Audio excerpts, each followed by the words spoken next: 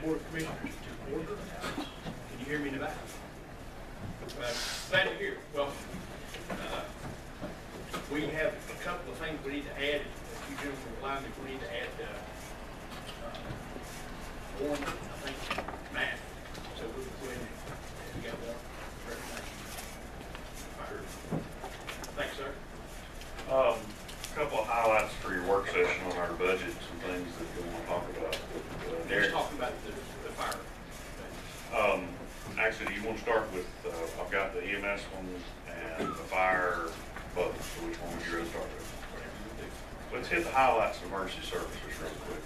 A couple of things Derek mentioned the other day. Of course, we were one of the departments that asked to add some employees.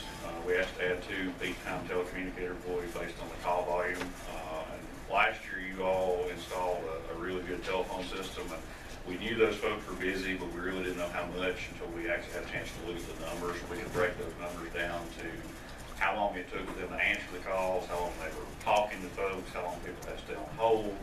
And in your budget package, there should have been a chart that shows how that increases during the day. The talk times go down, the hold times go longer, and they're just busy and they don't have time to talk to people. So we finally had the data to back up what we knew was already happening. We just couldn't back it up with anything solid. Plus the fact that all over the years since 96-ish, when we added 2 dispatchers to shift 24 hours a day, we've never updated them. We've always had the same 2 folks, but yet fire department's increased, EMS has added staff, law enforcement's added staff, public works has added staff. We just couldn't keep up with the call. So essentially that was why our request came in this year. But the important thing for you to hear about that though is we're technically only adding 1 new position. We're actually going to absorb a position in January that's going to retire out of the 911 addressing office. So we're going to move that position to the 911 office. We won't fill that position, so we're actually adding 1 new position. As far as the EMS budget, very quickly, I'll go over some of those highlights.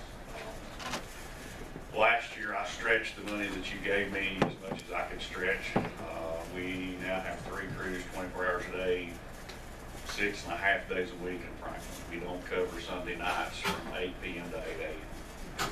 Because we figured out that our fractile percentages when we were available, and we were starting to get some phone calls. It took forever to get an ambulance, ambulance wasn't available, people had to wait. We knew there was an issue. So we did everything we could to stretch that money using some part-time folks to cover a shift on Sunday to get us through with what you gave me last year. There's an increase in money in there this year for some part-time salary to finish filling that shift to 24 hours on Sunday, which will bring us up to 5 trucks on duty in Macon County, 24 hours a day, 7 days. What happens on Sunday nights is when 1 truck goes out of town, that drops us down to 1 in Franklin. There's a lot of ground to cover from the Georgia line all the way down to Tillico. It doesn't matter whether that trip comes out of Angel or Highlands or where it comes from, we have to rotate around and cover it. So that will solve a lot of our problems. That's where part of the budget issue comes from. So that's basically the highlights on that particular budget. Are there any questions about anything that maybe we didn't get on there? No, I'm just so proud to finally see that. We've been doing it for several years now. Well, one of the, I can stand up here and talk to you about a lot of things, but if your phone's not ringing and you're not ringing my phone, and you're not getting complaints, that we're hopefully getting to the point where we're meeting most of the needs of folks. We're never going to make everybody happy. We're never going to 100% solve everybody's problems, but the closer we get there, the better. We did. We're ready. You're doing it so far. I'll try my best. That's all I can tell you. I'll try my best. So. Well, Warren, on the call volume, I mean, it's just astounding to me. It's not going like this, it's going like this. Well, and there's no end inside of it. One of the things you'll notice, I do a lot of charts, graphs. Dispatchers did 32-odd thousand calls in the computer system last year. One day last week, which I believe was Wednesday, from 8 o'clock in the morning to about 2 o'clock in the afternoon, they handled 61 calls that go to the computer system. EMS runs about 6,087 calls a year, and of that we transport about 3,700 of those. So that's a lot for a county our size. We're going to do a few things internally. We've talked about it. We have supervisors going to retire in October, so we're going to work in a little part-time so we can get a new person online to help manage that organization. So we're happy with where we are. thing you need to also understand about the EMS budget, even though we're gonna be up just a little, we've actually asked to increase our rates a little to match, where we need to be as far as our revenue. We have not adjusted rates since sometime in the late 90s. I honestly can't tell you the exact date we haven't adjusted rates. It's nothing astronomical. Basically what it is the mileage. We ran some summaries, and I don't believe in going up a lot, but Medicare will allow you $11.21 a mile, so we propose going from $8 to $11 on the mileage, and some basic increases on our charges for our BLS rates and our ALS rates. One of the big increases you see in our line item budget is our medical supplies. They went up about $10,000. The change in ALS rates will increase. An ALS 1 is one thing to Medicare, an ALS 2 is a different category, and a different category means you've used more stuff or had to use more medication. So the increase will try and help offset some of that, but our increase is not a lot. It'll be about $35,000 a year, but it'll offset the difference we have. Those rates are on page 12.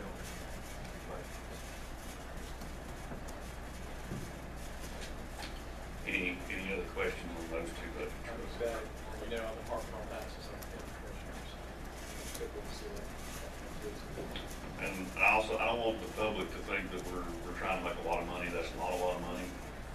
We chose to go up a little more on the mileage as opposed to the flat rates, because that's about the fairest way I can justify for somebody that goes from here to Asheville versus from the hospital to Grandview, which is a block down the street. What a lot of people don't realize is that a very big percentage of people in U-Haul aren't even Macon County residents. And then Macon County residents are having to supplement cost, but they're not making that out of those. Well, one of the theories that we had probably back before most of y'all even were here was that it should be a 50-50 split on our company. 50% of it ought to come from the county taxpayers, 50% ought to come from revenue generation.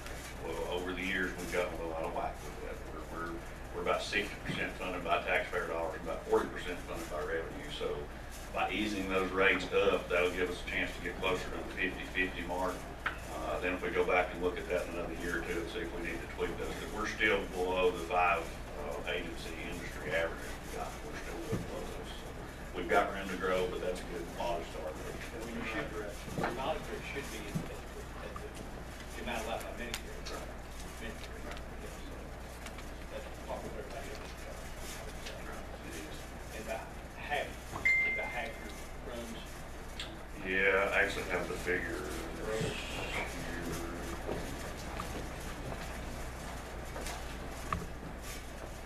Last year, Medicare, we had 334 Medicare transports, 466 Medicaid, 474 dual. So, put both of those, all those together, about half of them we haul are in some way, form, or fashion out of that rate.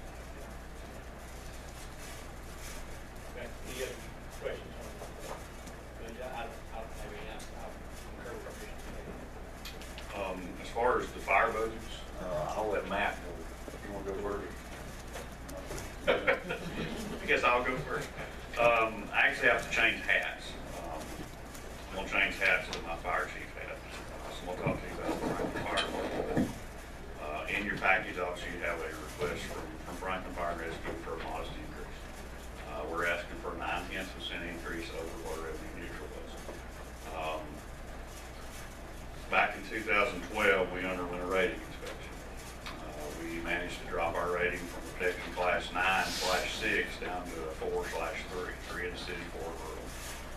Town of Franklin spent some money on that. We did a couple of things to get that. We bought some apparatus. We put some money into our program. We hired some people. One of the things most people don't understand is when you go through that inspection, a hired employee gives you the same credit as 3 volunteers. So by adding some career staff, it helps you get the points out at the end. The other big thing that you've helped us is the communication system. This phone system is going to help rating inspections for fire departments in the future a ton, as is adding this as a telecommunicator. At the time, Franklin Fire Department had enough money in the fund balance to basically buy our apparatus. Let's tell you, we had money to pay for it. But the economy wasn't good. We wanted to be fiscally conservative, so we decided to make payments on those apparatus out of our own fund, basically drawing it down to nothing over a period of several years. Well, we're at the tail end of that now as far as the funding for those vehicles. 2016 will be paid off with the monies that come in, the monies that go out. Right now, we got a little over 200,000 in fund balance, but every year you have a few rollover dollars. So by the time we get paid out, we have about $100,000 in our fund balance, which is a pretty good reserve for us. That's about a 20% reserve if we have something go bad. But one of the things we need to do is we need to start planning for capital purchases in the future, because we don't want to come up on here and say, well, we need $250,000 for a fire truck. We just can't do that. So we need to start building that fund up. The other thing to look at is our numbers. Look at our call out numbers. We have, depending on whether you look at it annually or you look at it for the past 12 months, I ran the last 12 months at the end of April. We had 1,800 calls for service. That's a lot. And I'm also not going to sugarcoat it. If you look at my graphs, you'll see that 75% of those are medical. But that still leaves about 500 calls that are true, what we call fire calls, when I need 4 to 12 people show up at any given time. That's when my volunteers come in. We use our career folks for keeping the house up, maintenance, responding to medical calls. We've even went so far as to take away the incentive for our volunteers to go on those medical calls by not paying them on a per call basis for that if we've got career folks. We want to save those folks. We don't want them to leave work every time we have something happen. We want them, when we really need them, we want them to come.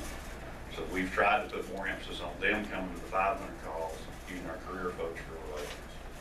With that being said, we're down to the point where we need to add at least one more career person to get our staffing level.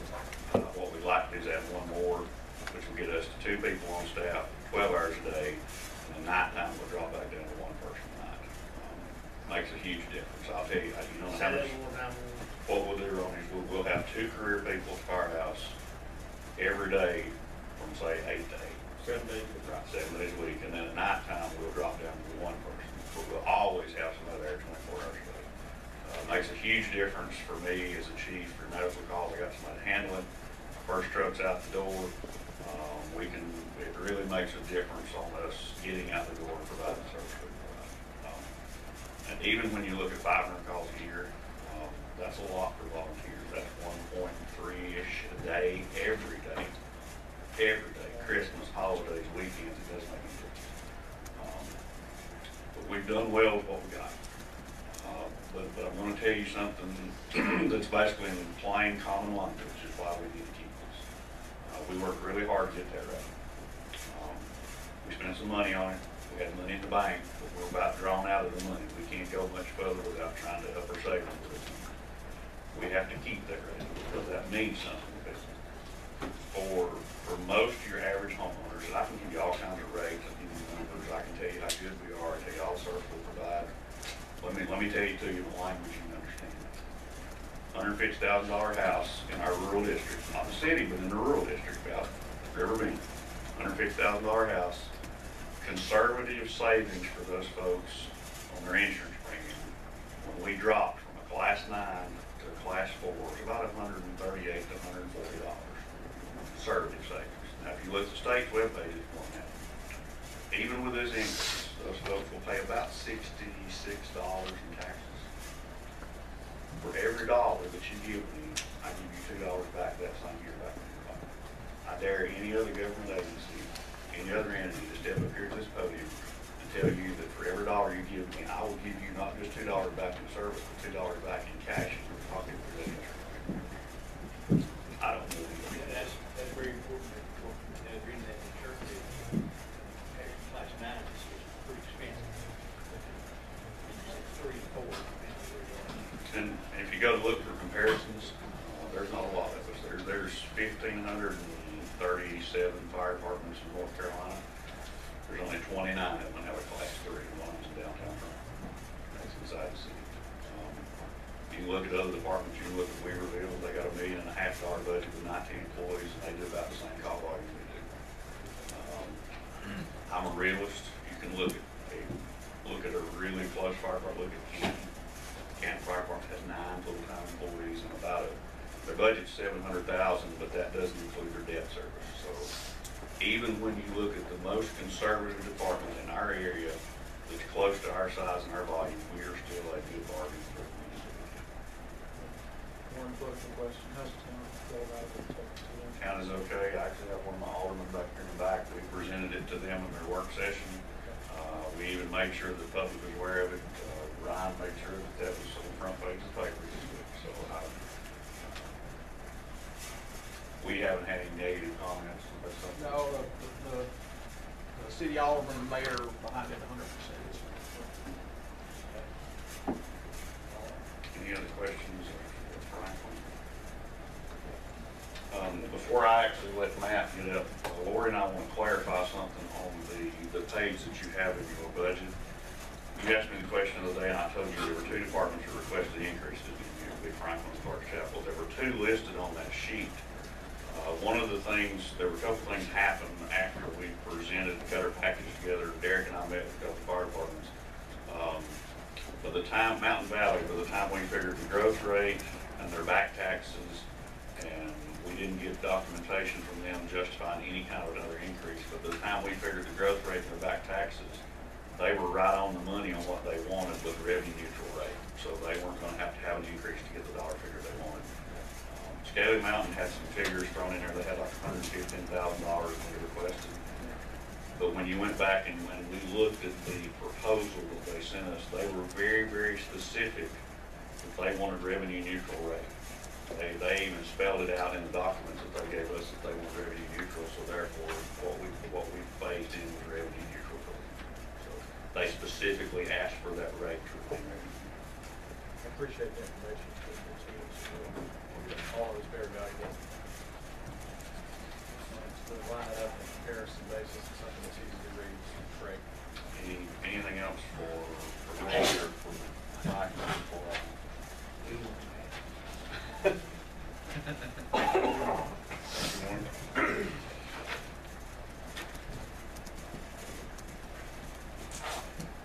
Gentlemen,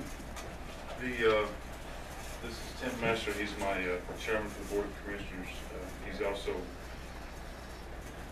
the one that keeps the wheels on the wagon a lot of days. We're also asking for an increase of, I think with the numbers working out, it's a 1 cent increase. It's the $296,690. The 13 years ago, Clark Chapel Fire Department hired its first full-time personnel, and there was nearly 200 calls per year. Call volume was an average back in 2002, 2003. In 2013 and 14, our final call volumes were 390 and 345 on our annual call list. The proposal from our board and from me myself is to propose to create a second full-time position at the firehouse. Paid positions not only affect citizens of our community, but by sharing resources with neighboring departments, our paid personnel help benefit Franklin, Otto, West Macon, and Colossadia fire departments. That number is, we've switched some part-time positions. We currently have a full-time and a part-time position right now. By finagling some numbers to go from a part-time staff to a full-time staff, we're looking at about $28,000. Vehicle maintenance needs. In 2014, we needed significant repairs completed on a 1995 tanker and minor repairs to 2 other vehicles. We had to purchase 2 full sets of tires that averaged $3,600 per vehicle. And in 2015, we're required to complete transmission repairs on a 2010 first-out engine. That total cost was $15,123. We were $8,123 over budget. We're simply asking for a $4,000 increase to help offset those expenses and prepare a stronger line item for the future. As we built the substation 5 or 6 years ago, there was not a line item in there for maintenance and repairs. We currently have about $5,000 worth of repair costs without any maintenance being addressed, and we're looking at increasing that line item for that purpose and for future repairs. Capital equipment. Last year, we looked at extrication equipment, and we just, with all the maintenance issues we had on vehicles and some of the purchases we made, we just didn't have the money for the extrication equipment. Hopefully this year, with a $5,000 increase to our capital equipment line, we're going to. That's pretty much it. How much do you have in units, huh? How much do we have in our general fund right now? What's the last one? 65,000?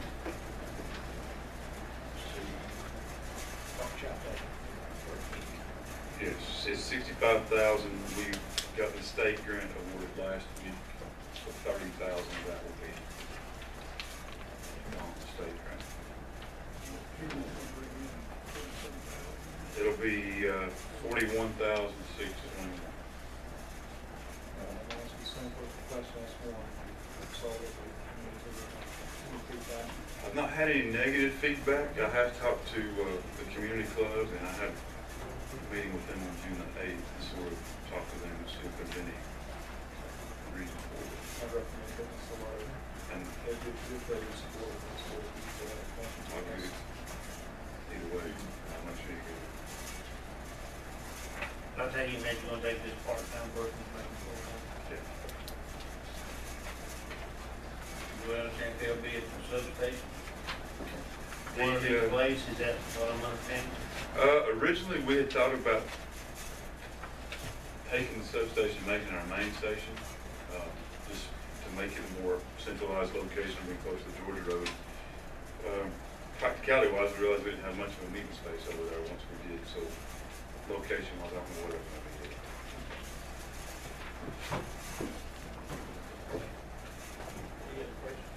We got a public hearing on budget, we June 9. So I heard what Commissioner Tate, folks have anything to say about that, that's our time to listen. Whatever. Okay. I'll pass that along to them and also. Thank you. Thanks, Matt, thank you very much. You're welcome. And Gordon, do you have something else? No, sir. Yes, just for the record, Clark's Chapel's revenue neutral rate would be .0668, and the requested rate to reduce their revenue they need is .0765. And for Franklin, their revenue neutral is .0356, and to reduce the revenue they want, .0445. Appreciate the information. You guys should have received by email, the approval of lottery fund request from Lori. And, Lori, looking at that, thank you, gentlemen. Yes, we have to do this exercise annually. Earlier today, the Board of Education approved this application for lottery funds, and I have their chairman assigned it, so I'll just ask that you do the same. We're applying for the current balance, which is $284,945.21. Motion to approve, that's for a lot of the things that we need, it's just, about 30% short. Get about half of it. It's about half of what we should. Right, we have motion second by our two liaisons. I would concur with that. Any other discussion? We're not asking more? No, Nope. that's our balance. You can We can. Actually, as commissioners, we've been lobbying for that to be increased back to 40%, to 20. 17 women. Another teacher rate back come out of that. Any other discussion? All in favor of the motion say aye. Aye. Opposed? That motion passes. Budget amendments 205 and 206, everyone should have gotten those as well. If not, they are attached to your packet. Fairly And they're pretty straightforward. Health Department got a tobacco grant. They've got to spend money in the month of June. And then Warren got a tier 2 grant through North Carolina Division of Emergency Management. So that's just to appropriate that small grant that he received. Okay. Do I hear a motion to approve the budget amendments? So moved. Go a second. Second. A motion and a second, any discussion? All in favor, all in favor say aye. Aye. Opposed? That motion passes. Mr. Manager, anything else to come before the budget discussion? Mr. Chairman, I've prepared just a summary, basically of each function of our general government. Yeah, let me- And some of the notable increases or decreases in that, just to kind of help guide us through it. And I hope you guys did this too, and I talked to Gary, he said he met with Gary today. I've been through the budget very carefully over the weekend. I've had 2 different meetings with our county manager. He's answered my questions. I hope you've had a chance to do the same. I did ask Gary, we talked about it, I did ask him to do this. I don't know about you guys, I don't want to go through it line item by line item. I've sort of done that myself, but if you want to do that, we will. But I asked him to go through and give us a summary of this, which is going to give you a very good picture of what you're proposing, and then we'll follow that up with any questions you might have. Derek? Thank you, Mr. Chairman. And this is just going to be expanding on the budget presentation from last Thursday. And this will pertain directly to the work session here tonight. And to go first through our expenditures,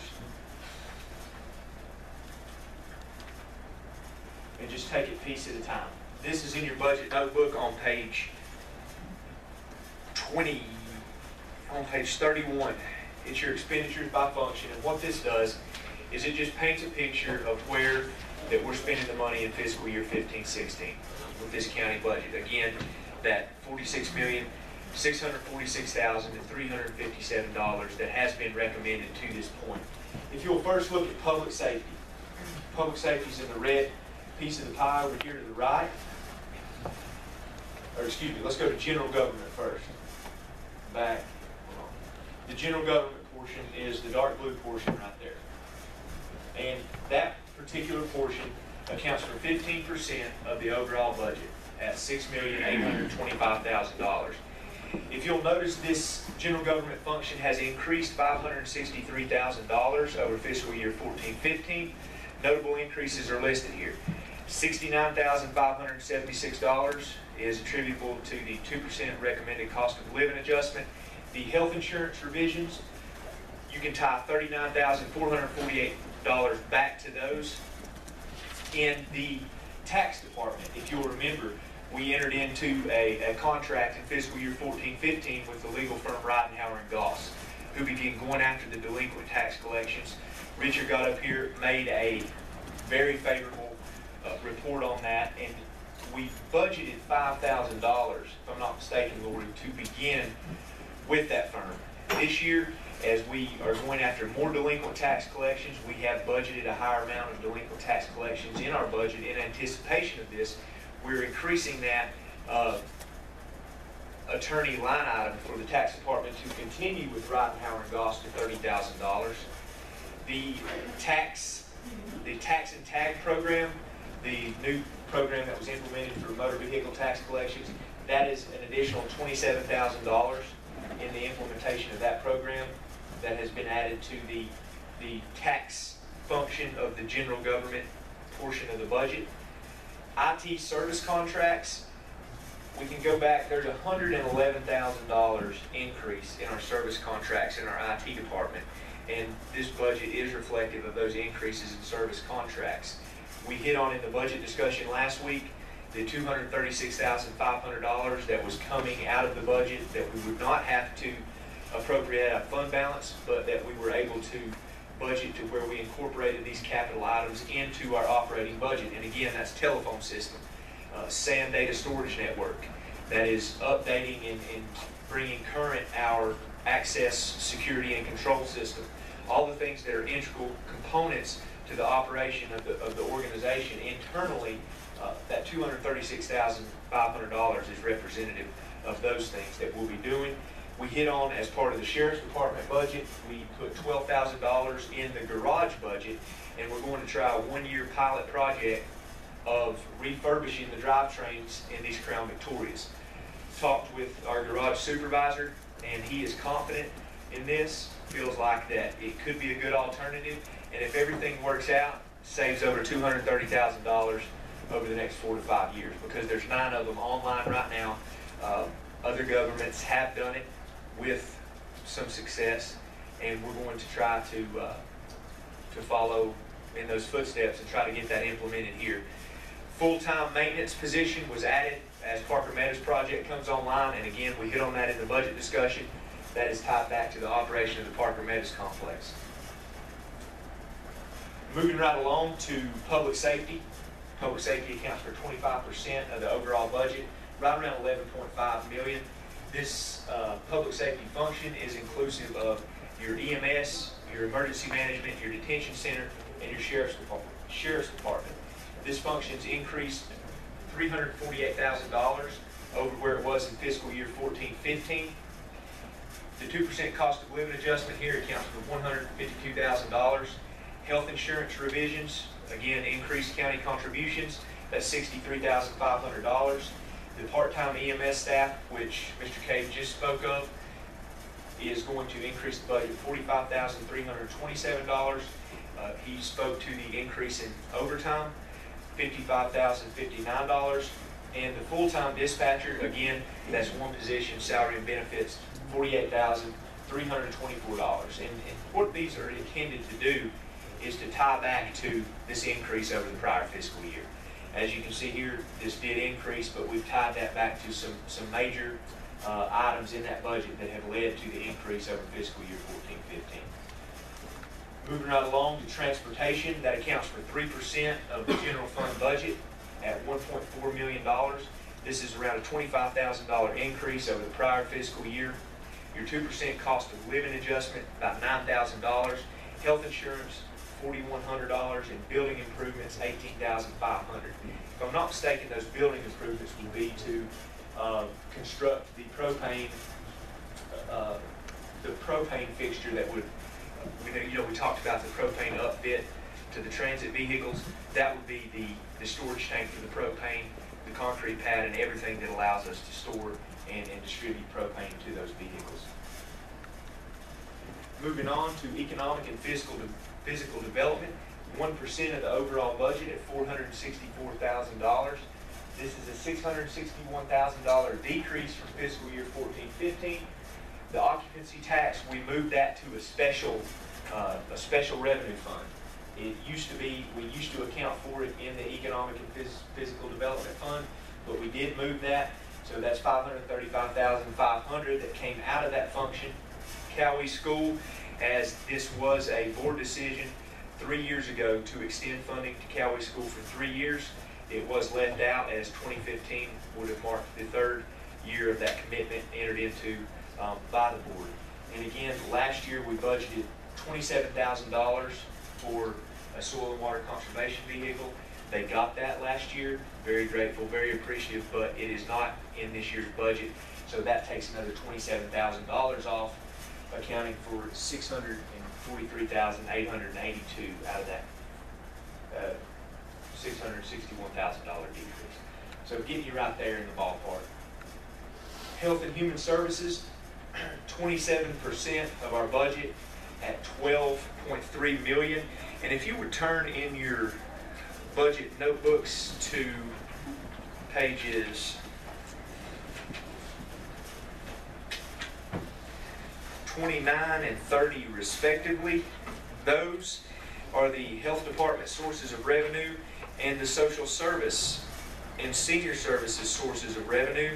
When you look, it is a pie chart there that has one piece of the pie, county contribution on page 29 for the health department is right around $2.3 million. And then over on page 30, county contribution for social services and senior services is around $1.3 million.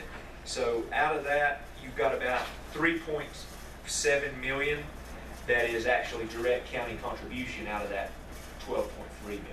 The rest, other funding sources, is primarily the state and federal government.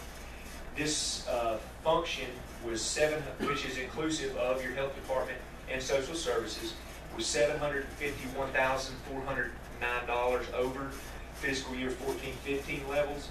The 2% cost of living adjustment, again, $113,000. Health insurance revisions, which is the increased county contributions for the health insurance changes, right around $50,000. The chronic disease grant, is that how you say that? That is a new grant that the health department picked up this year. This is pass-through money. at $352,000. The Community Transformation Grant, which was also pass-through money, has dissolved this year. That was at $140,000 that will come off the books there. Medicaid cost settlement money will increase this year to $227,900. And there were three temporary full-time workers that were brought on for the implementation of the NC FAST programs at DSS. These have been switched to full-time permanent in DSS in fiscal year 15-16, which will result in about a $36,900 increase to the operating budget, and that $637,899 gets you right around that overage mark from last year. And again, that $352,000 from the chronic disease grant is passed through. Recreation and cultural, 5% at $2.2 million. This will decrease by $386,648 from where it was in 14-15. 2% cost of living adjustment accounts for a $6,900 increase. Health insurance increased contributions accounts for a $5,000 increase. The appropriation for Parker Meadows, as we know, Parker Meadows is wrapping up. Last year, we transferred $500,000 here for the Parker Meadows project. It will no longer be there. Non-capital has increased in the rec department budget by $63,089. This again is to go towards portable mounds, bases, and the things that will be the majority one-time expenditures or once every 7 to 8 year expenditures, but will be required when that park becomes operational. The custodial, operating, and electrical line item there's a $46,000 increase between those line items in the rec department budget. That again, with the Parker Meadows project coming online, you're going to have more soap, more toilet paper you have to buy. The electricity bill to that park, while we have the most energy efficient lights on the market today, will still result in a increase in our electric bill. So that has been compensated for and incorporated into this budget. That gets you to $378,000 decrease. Again, the Parker Meadows project, that transfer going away, accounts for the lion's share of that. Education, 18% at $8.5 million. Again, like we spoke about the other night, Mr. Shields, this is not taking into consideration the transfer from debt service. This is coming right out of that pie chart. This is $110,900 up from fiscal year 14-15. We increased capital outlay for Macon County Schools by $100,965. We increased the operating funds to SEC by $10,000 to help cover a $5,700 increase in a maintenance service contract, as well as any increases that are attributable to Jackson County staff coming to Macon County, helping with repairs, maintenance issues at the Macon County campus. Debt service, $298,245, reduction in debt service obligations. This might be a little bit, you might say this is a little bit less than the numbers we've been talking about. I've touched on it there in the budget message.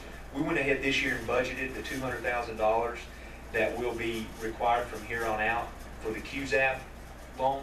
We have estimated that to come in right at $200,000. So we went ahead and budgeted that, although we're not going to be making a payment in 15-16. Go ahead and get that budgeted so we're sure that that money doesn't become spoken for somewhere else in our operating budget. So we've got it earmarked and a place held out for that there when that comes online next fiscal year. There are actual decreases in annual debt service. Right, 14, and then you take that principal and interest payment on the principal payment on the QZAP out. Non-departmental, this is 2% of the budget, about a 1.069983 of our overall budget, $528,000 increase over fiscal year 14-15, and the majority of this is the retiree health insurance budgeted for retirees. we have 52 retirees, that ballpark. 52 is close enough, isn't it, Mike? 52? 52 retirees that all their claims, all their contributions were totally reliant on the net position of the health insurance fund. And so when we started adequately budgeting for these retirees, that was the lion's share of the cost that was tied to the increased health insurance contributions at $365,244. So that, we have increased the contingency, $163,364. And this contingency, the total contingency, I think, Lord, if I'm not mistaken, right around $265,000, that is totally representative of revenues exceeding expenditures. There's none of that contingency. Again, we use no money from fund balance to balance this budget, and your contingency fund is purely representative of revenue exceeding expenditures. So with that, Mr. Chairman, I know that's been fast. There were a few unfunded requests that came in. One of them got a request from Ms. Karen Wallace, who is involved in the community funding pool, requested an additional $25,000 be put in that community funding pool, which I think there's currently $50,000 in here that nonprofits come and seek funds from that pool to carry out their services. Again, the Cowee School, $81,382 was left out in Webster Enterprises, requested $70,000 for the expansion of their facility in Jackson County. That was not funded in this budget. And Highlands SRO, Highlands had requested $50,000 from Macon County to go to Highlands and provide them with the funding for an SRO at the Highlands School. Those were some of the requests that come in that were not funded that I did not recommend to fund in my proposed budget for fiscal year 15-16. And with that hits the high spots.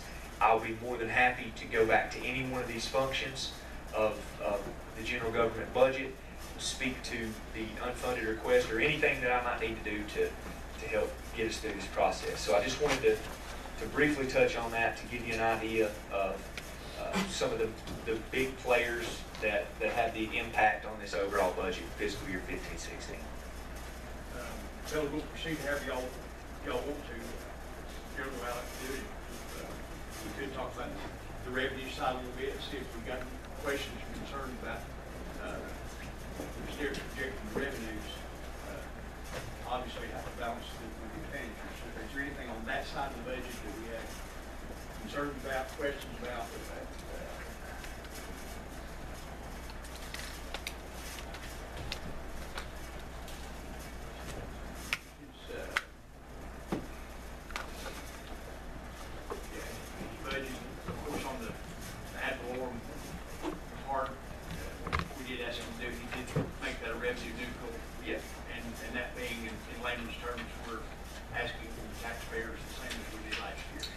Yes, sir.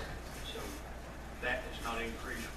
There was some increase in the sales tax, which he said, and I would agree, was very conservative. I know, I think our neighbors in Jackson County were projecting 7% growth. Is that right there? Yeah, I spoke preliminarily with with Chuck over there, and he said he thought that would be what they were budgeting. I hadn't seen I hadn't saw the budget yet, though. On the sales tax report, I said this before, I think that's very conservative. But that's good when you're doing a conservative budget, to make sure your projections of revenues are on the conservative side. Your expenditures are certainly underestimate those. Questions about sales tax or any other revenue? Please, have you had any contact with Ms. Wood about that project? No, from what I understand, that judging from the headline that was published in the Silver Herald, the commissioners voted unanimously to approve a fire tax district for 2 districts, which were Cashers and Highlands. Yes. So that money will go straight to And that's what I would say, that money, that would not be a general, that would not impact our general fund. Right. The other items, the trash. As far as I know, the only thing they have, 911. yeah, the only thing they have taken up, I think, is that fire department discussion and compensating Macon County for the fire services. Again, you know, that's, So maybe we'll get lucky with a bonus. maybe, I look forward to continuing discussions on the others, on the remaining services. But they did do that, and I got a call from a couple of media sources, Brittany called me, and we just spoke out. Holly. They- But that, those other ones would directly impact our operating They budget. will, yeah. Yeah. That's like our revenues. Any other questions on the revenue side? What about the sales tax, or two sales tax laws? What's that? Nothing today. We got talking more at 10 with Senator Brown. No action so far, no news, it's good. Senator Brown was doing it. Yeah. There's two of them, there, Senator Ruccio, the other. It seems to be DOA pretty much. Which is good news for us. That's good news for us, all of it. So we might know more later on this week when we all go back on Tuesday. So, And I think that's estimate of the 3%. very wise. Very wise. We've been covered even if they made those changes. Right. And then, that's conservative, really that's a conservative budget approach on two fronts. On one front, projecting 3% over what we're expecting to end this fiscal year at. On the second front, we did not calculate any growth, we assumed zero growth from February through the end of this fiscal year. We assumed that all of these other months would be exactly the same percentage as the months last year. In some months this year, we've seen as high as 14.5% higher this year than last year in sales tax. So that's a conservative sales tax approach on two fronts. I think what we will probably see is when Lori, the lag time now is 90 to 100 days. That could go to 120, and you'll see more, a little bit more administrative fees, which politically protects everybody. But you take that administrative fee from what we pay, and you add another cent and a half to that across the state, it's millions and millions of dollars. So, that's something else we're looking at. They might under the door, so. Okay. On your unfunded requests, ones that you had listed a moment ago, will we have a copy of those? Yes, sir. I can give you those. Want to bring him back in? Okay. Part in here is community funding code.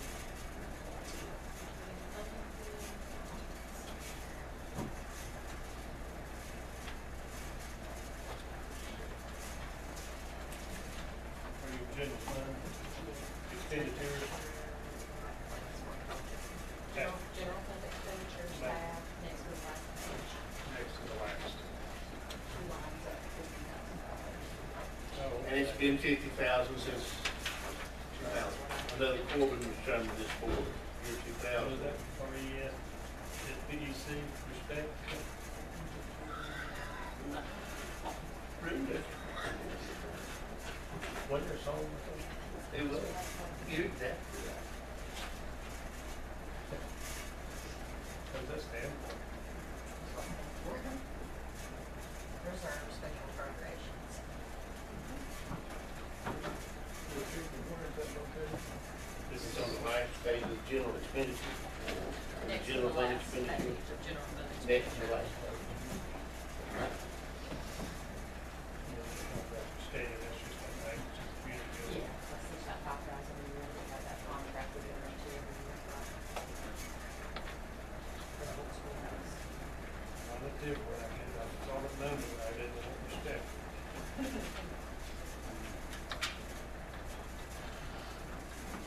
Everybody knows how to apply for this, is that right? These funds. They do a really good reach fund food, and it's on the I was website. gonna say it's on the website, yeah. there's a link on the county website with, I think, applications and due dates and all of that. Because that is, county staff is not involved. Those are like, I guess, volunteers evaluate those applications and make the decision and bring the recommendation to the Board of Commissioners.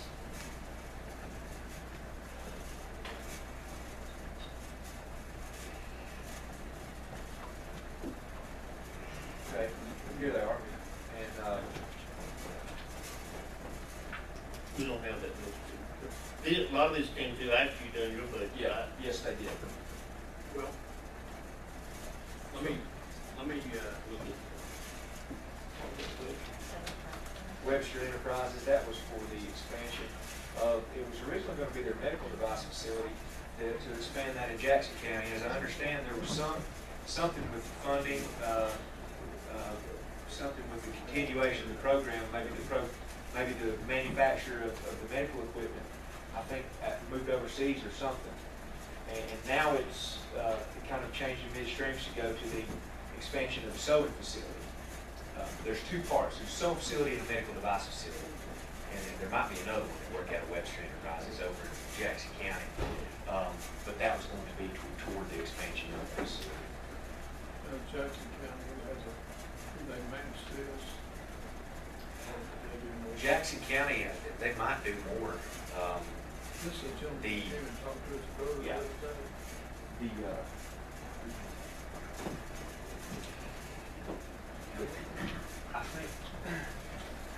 I think, but again, that facility is in Jackson County, and so Jackson County's got a little bit more skin in the game there.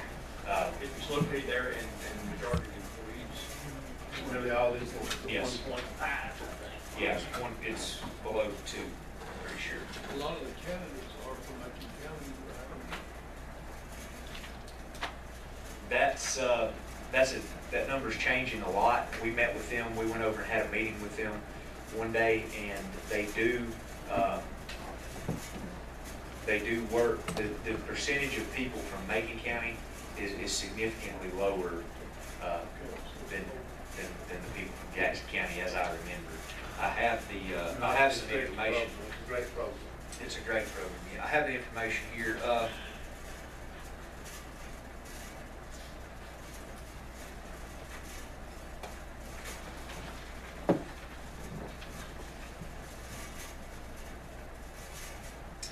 Funding, this is again revised for the 2015 sewing manufacturing expansion.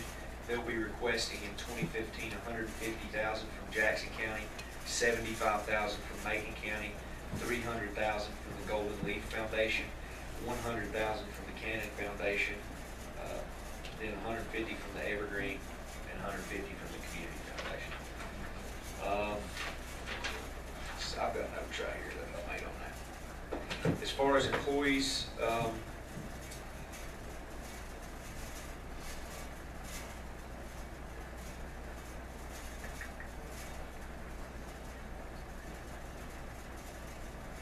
three or four out of 60 or 65 employees are from Macon County. And I believe that's with them.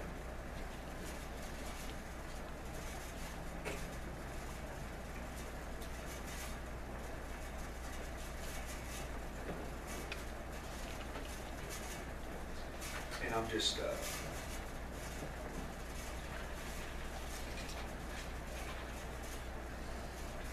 School resource officer, did that state in the college budget?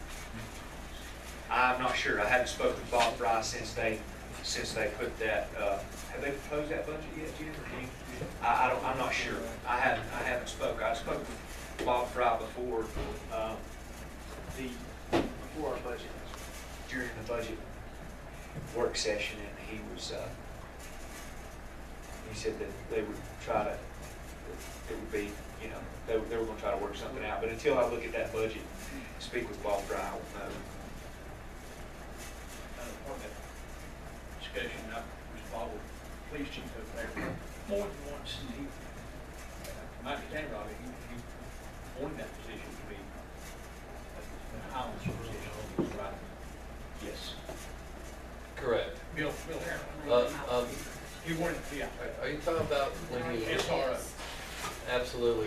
When he first became the police chief, he eliminated his assistant chief because the assistant chief retired.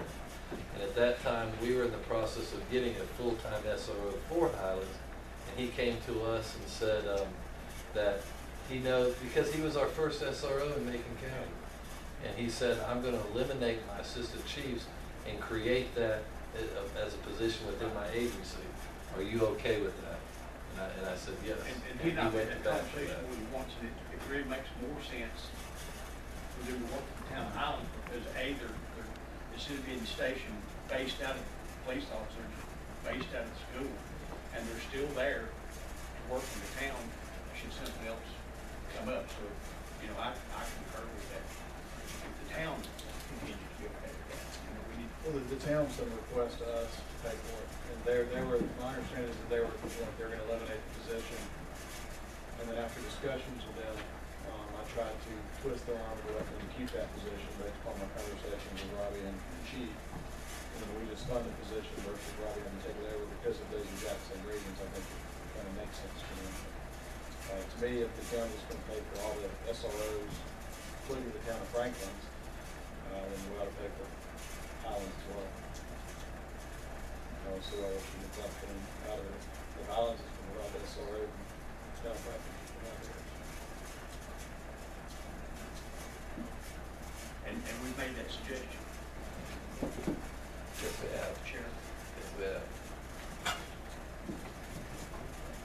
Make sure I understand. If we fund it, it comes under your control, Sheriff?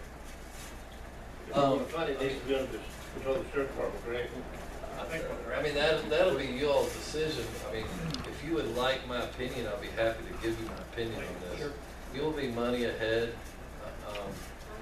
You'll be money ahead if you do provide Highlands with the funding for that position. Because if you put it under us, then I'm gonna have to have an officer that's assigned to that. I'm gonna have to provide him with uniforms, patrol vehicles. I'm gonna have to provide all that they are already providing to their officer up there. And That's what my negotiation. you will be, honestly, you will be money ahead if you did that.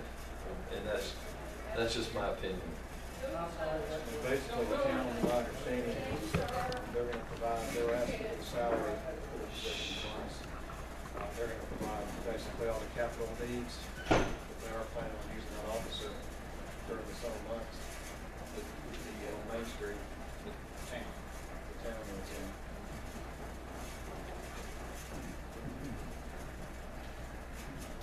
Is there a problem when you have a county facility with a school resource officer paid by the town?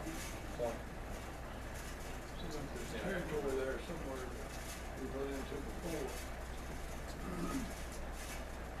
When you have a town paying for the school resource officer, don't you run into a problem when that's county property, like a school? No, it's a mutual aid that you have with the school system. I don't know, mutual aid's not the correct word. It's a. In a local agreement. In a local agreement, thank you. They've been running that show up there ever since they took over the SRO in Highlands. We haven't had, I mean, our SROs and our agency works good with their SRO and their agency, but they control that just like we control our schools down here in the Franklin area. If we go onto their campus, we go to their SRO, we let them know that we're coming on their campus, we ask for their assistance. And likewise, if the Franklin Police comes onto our Franklin High School campus or East Franklin campus, they come to our SRO. It's a requirement that they have to come to the law enforcement officer that's assigned to that school. That way that officer knows that they're on campus and make sure that all rights are took care of and policies and procedures are took care of. But that changed where the town was paying for that SR officer.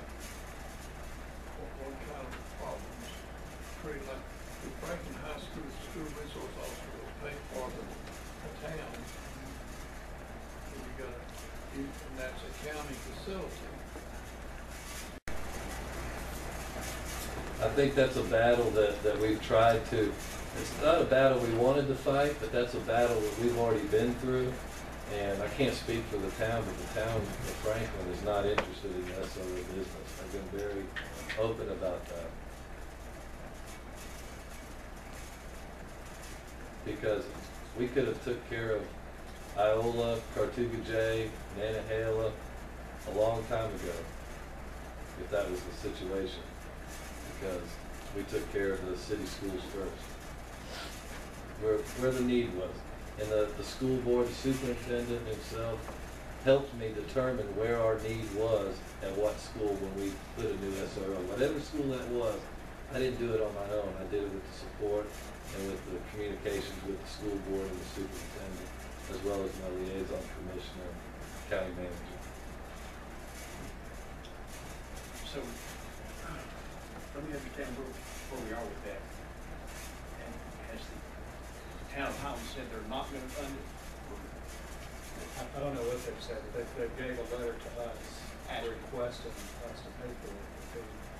My understanding is that they're gonna basically, if we said no, they're basically gonna turn it in. They're basically offering some type of a consolidation here, and what it does is they're gonna provide the capital. Well, it doesn't matter. When was it sent? It was sent by the April 15th deadline for outside agencies.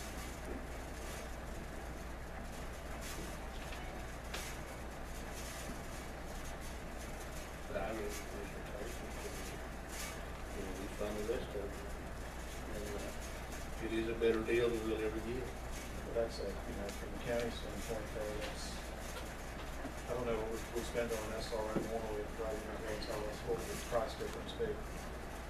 Excuse, I can't hardly hear back here. I'm sorry, I need to speak to my microphone too. What do you think the price difference would be if you just providing your capital needs for them? I mean, they're asking for $51,000 roughly. I mean, I don't know why we would be giving them 51,000. If we're gonna give them anything, give them the salary. So that's more than the salary. Oh, yes. Salary and fringes. Yeah. Yeah, the letter might have addressed other items I can't recall. I've got the number that we're asking for our SRO. I can tell you. My point is that, I mean, trying to be fair and equal, I think the number ought to be whatever we're paying our SROs, we should be paying them for theirs. Right, am I wrong? Let's see what's the matter. They got other items in there. 336. It might be. Sorry.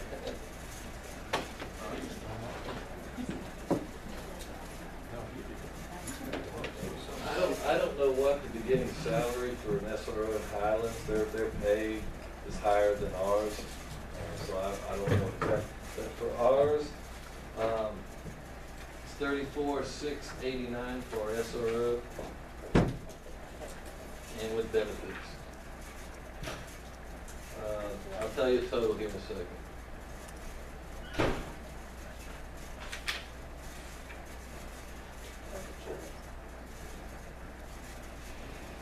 With health insurance, your retirement and everything, it's about 52. So they're right on the money there.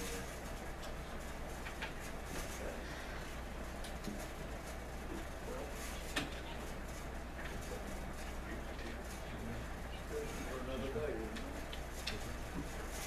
Let me, I'll make a recommendation. Derek's got in there 200, what's contingency, Lord? How much is it? 263-ish. Right, It's 263. exactly 273, 273.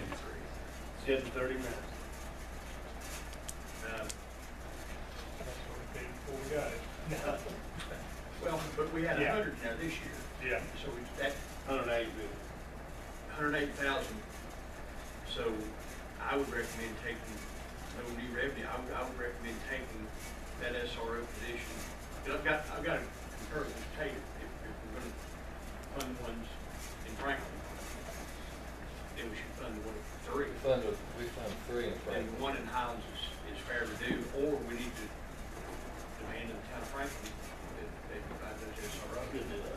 I fought that battle, I'm not fighting that battle anymore.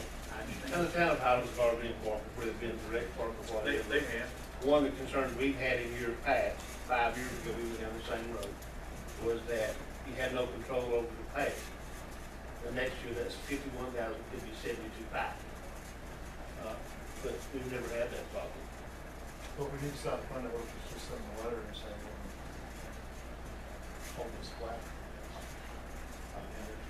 I think that's, I think that's, yeah, I think it's The thing that concerns me too, gentlemen, is if we have 3 different law enforcement agencies working in one school system, you've got 3 different administrators, 3 different ways of doing things. We have really worked hard to make a good name for ourselves within our school system and working together. And when you have the Highlands Police and the Franklin Police and the Macon County Sheriffs all have an SRO, you're gonna have 3 different ways. It's like having a Jackson County teacher come over here and start working for the Macon County school system. They'll be run by the Jackson County superintendent.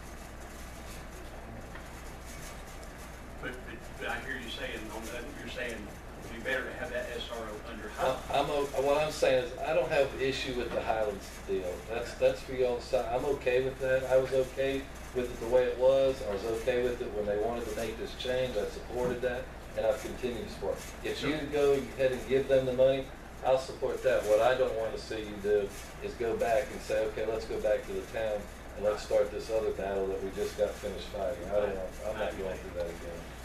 But if we do this, it will be under the town of Highlands. Absolutely. Under Chief Harold. With my full support. I would Not suggest that on the revenue side, if we take that out of the contingency, and I just, full disclosure, I was gonna recommend it. I was sort of gonna push the 25,000 increase in the community funding pool. I said that 2 years ago.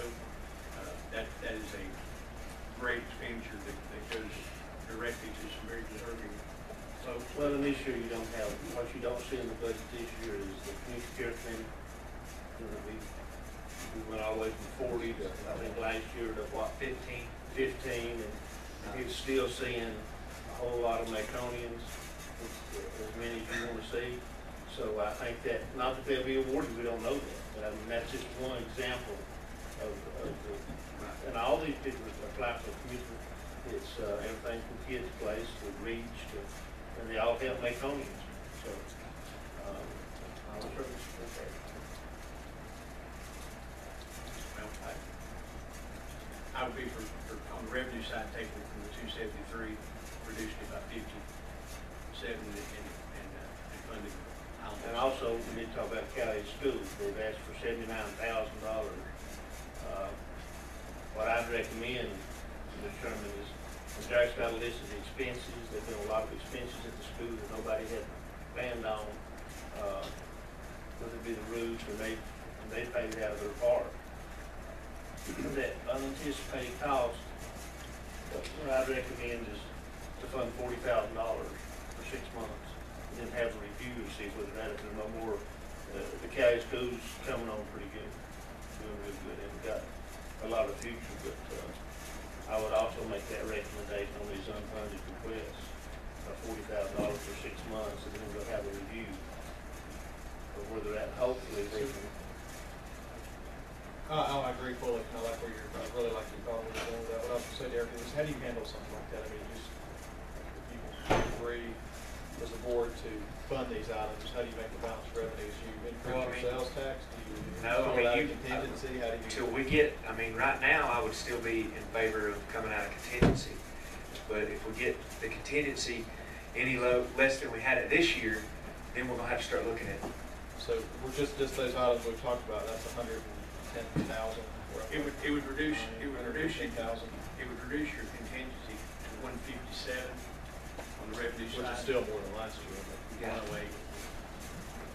how do we come, if we spend our contingency? Now, we got some land, how much more land?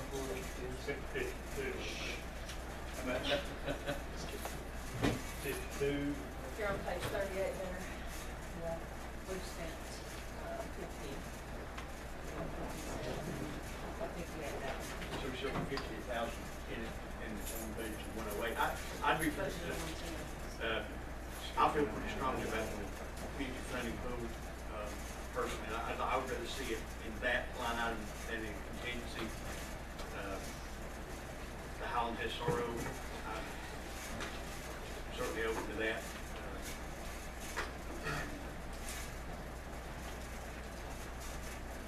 And how we think it. What, Did, I'm sorry. no, go ahead, I'm sorry. Going back to Camp Highland, Jimmy, if you got the letter, I didn't read it, I just glanced at it. I think that if our attorney should, if you probably want to interlocal agreement in writing, with this thing, and I think it would be wise to say that this amount, if this more concurs to remain flat, for 2020. I think we can make it flat. That 50 to 2020, would you agree with that?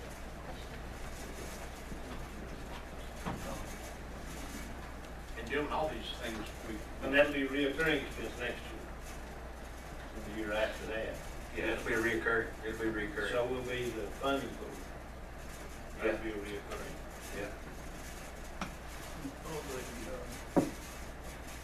community funding pool, are we increasing the amount that people can apply for, or are we allowing more people to apply? Making sense? I think you'll see both. I think you'll see more people apply for Commissioner Shields and ask for a little bit more money. I think you'll see both of those. And they always have a difficult time. I was liaison to that, my first 2 years. It's quite an interesting process. They don't fund everybody that comes to them. And they don't fund them all with what they ask. Take it very serious. Somebody make a reach, for example, may ask for 10,000, they give 5. So it has the flexibility of both, possibly funding more groups, entities, and then possibly giving more to some. Do they have a number where we cut it off at 10? No. No. I mean, it would be like, if Reach asked for $20,000, they usually never get kids' place. Most of the time, it gets what they ask for, or it does it. Last couple of years, Kid Place has gotten 10,000. I think they got the most. But you're gonna see folks that don't usually like the community field. I think that's more customized.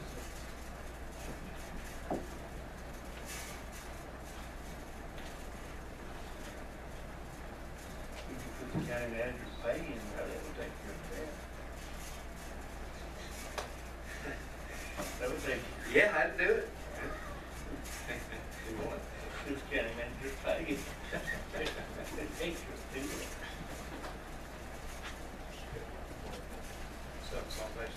But let me say this is good discussion. We can also, if we have questions about these things, we'll have a public hearing tonight. And we can still discuss these things at that, and we can take input from the public. So just to make sure, I'm sorry, Commissioner Kane. I'm gonna change directions. So right now, basically out of these requests, I've got 50,000 SRO, 25,000 increase to the community funding pool, 40,000 for the 6-year update in Cowee. And my recommendation was to decrease the contingency by that amount, leaving the contingency, but I'm right, at 157, 270. And that's, That's a total decrease of $115,000, is that what you I got? believe it is. And then if a satisfactory 6-month review, do we go ahead and factor in another 40 for Cowee, or if, I mean, what happens at the end of that 6 Well, months? we'll have to see them, we'll see what the revenues are, what their expenditures are. Yeah. But we said at the end of 3 years. How long will we fund that, Well, 3 years is, we have the agreement 3 years, but they've had some, and Joyce got that, I don't know if you got that, what I gave you or not, but they got the total breakdown of everything they spent. I'll be happy to They scan just, that, you know, email it. the commercial kitchen, first of all, a lot of stuff left that kitchen that was supposed to be left by, it sort of left, it was sort of, poof, it just went away, so it had to be replaced, ICE, USDA.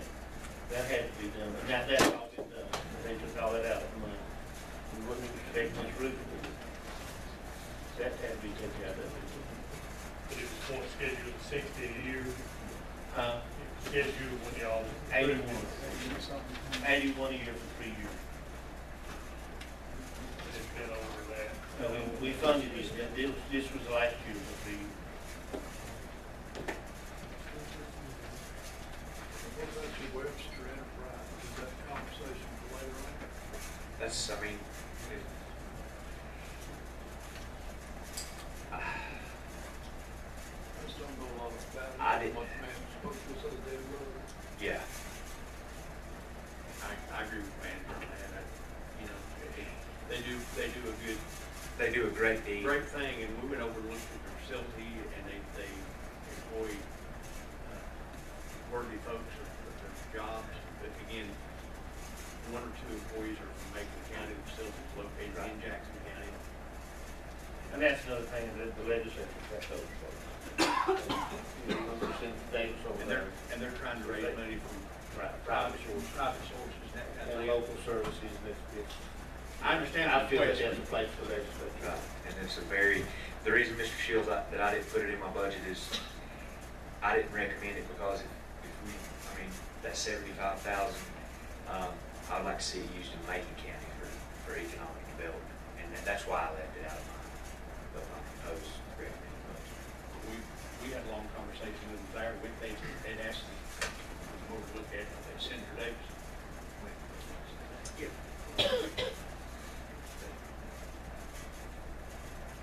Ready for my curveball? You mentioned earlier that you went ahead and budgeted for another $200,000 for the Q's out appropriation for this year. So you have basically, so if I understand you right, you got $200,000 budgeted, even though it's not going to come out.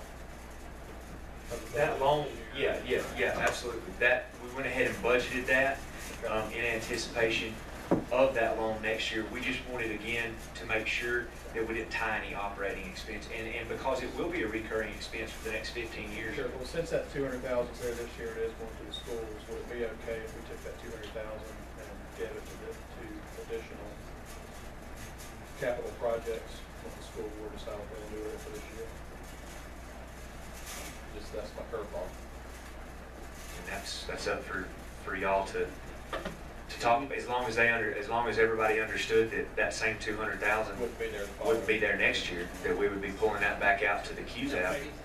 I think his logic is, you are going ahead, we're committed to that, because we're voted to do it. And so he's putting it in the budget to reflect that. But it's not actually coming out of the budget. It's Right. still plugged You are in. correct. So if we did do that, it's up for discussion, we just have to be aware of when we're there the following year. Because I know that, and we've been talking about increasing the capital. So we increased it 100,000. Capital outlay, right? To 3, it was at 199. That we haven't talked about, Dr. Baldwin, you got any flexibility in that? In the capital outlay, we'll just give you the money. You've got the flexibility in capital outlay money? Do you have any flexibility how that money's spent other than it's on repair or renovation project? The 300,000 is proposing to give us. We have some flexibility. Yeah, it's- So we got $3 million worth of needs, so we. well, I remember y'all gave us a list of capital expenditures early on, and 3 meetings, whatever, that number just keeps, when y'all keep scratching off things that you would like to have done, but you can't do, you don't have the funds, so. Well, that, and I've said in previous meetings, that having sat where Mr. Breedlove is sitting for a number of years, I just know how it is. Over a period of time, we've had this discussion on ambulances and on cars, rather than trying to do it all at one time, it's better to do it like you would at your home. You don't wait till everything in your house is broken to fix it. You fix things along a little, so it makes sense to get that capital back up. At one time, when I was doing it, it was 500,000 or 600,000. And he went all the way to This 14 years old. So to answer your question, Commissioner, I see everything may override me. biggest flexibility would be at that $200,000 figure to just our general fund. Because we can also then, if we need to, move from general fund into special needs to take care of capital outlays or unexpected expenditures that may take place. Is that right, Chris? So if you're asking what, I think Commissioner Gill asks, what gives us a greater flexibility, it'd be to actually take that money into our general fund balance rather than capital outlay. I just wanted to throw it out there for discussion. And I think it's, I can also, But if you put it in your general fund though, you're committing it to your current. Yeah, recurring expenses. Yeah. I don't- You gotta be real careful about it. The only reason I would support that this year is because, you know, if the teacher assistants hold in the house budget, which we hear in the Senate is not going to, but if it don't, I mean, I for one would, you know, give the school flexibility, of all that list that Dr. Ball and the school board give us, you know, we've invested $50 million to not have a janitor, not too far. And these teacher assistants, I think, are just fine in K through 2 respect. And we have to give them the flexibility to do that and hopes that something comes next year, then, and I think we could probably wait on that. We wouldn't have to do it, because we've already appropriated, right? Yeah, we appropriated it out of the debt service Yes, for that it's- principal and interest payment. Debt service. Um, But we won't move it, like I said. You don't have to lose, you don't have to do it, but if we see we're gonna lose our, you know, that would be my argument, Commissioner Tate. Well, I can already see that, I've been a commissioner long enough to already see next year's article, because here comes the mud ball. County decreases capital. Then next year we start at 7.5 Yeah. instead But of I still, 7.3. I know we've been talking about it. Sometimes it's survival year to year when you don't know what's gonna happen. But you're not, the money you put, make sure you don't get your money mixed up. Talking about capital outlay and, wrong like this. Current Seen that, expense. Yeah, it's capital outlay. What you put in current expense, we're committed to return. What we put in capital outlay, that's been all over the map. I mean, it's been all over the map. But Dr. Ball said he had the flexibility. He had some flexibility there. But he can't move from capital outlay to current expense without our. Right. They have to, everything they buy in capital, they I have to understand, justify but I'm the just, it would just give us an avenue that, if push comes to shove. I've been here with you, you and the lead, I guess I figured that $200,000 could be used to help with Webster Enterprise, Kelly School, on those capital outlay items, versus just that big school. Year.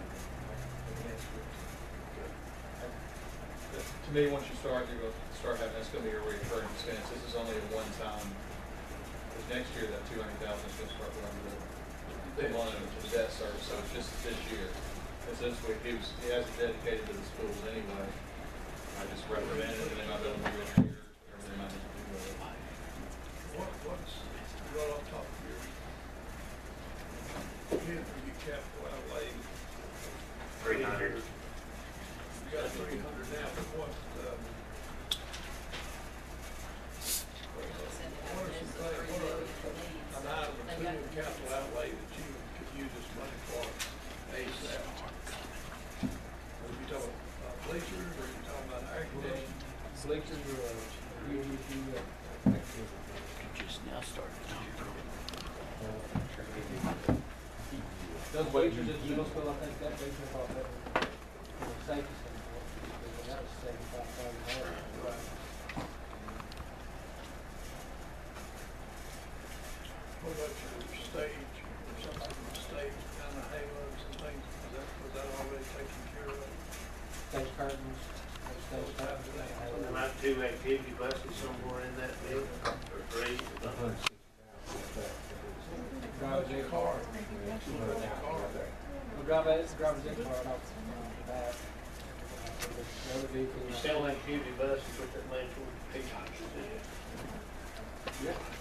But I, Go back to what Mr. Tate said, I think you can, 200,000, I think you can easily spend on that activity bus for your car.